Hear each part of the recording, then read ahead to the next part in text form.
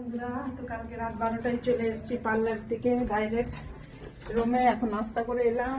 এই দেখুন, এটা ছোট্ট মতো রুমের লোক আমার। এটা এই যে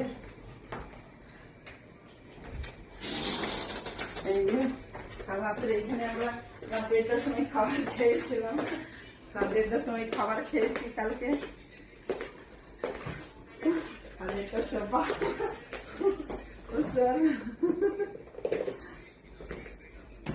আর এইদিকে আছে একটা মতন একটা বেডরুম। এই যে এটা হলো আমাদের বেডরুম। আর এটা হয়েছে বেডরুম থেকে বাথরুমটা বেশি বড়।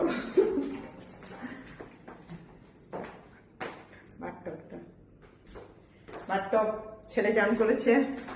আমি চুল ভেজাবে না বলে চান করেনি, মেয়ের শরীর ভালো নেই।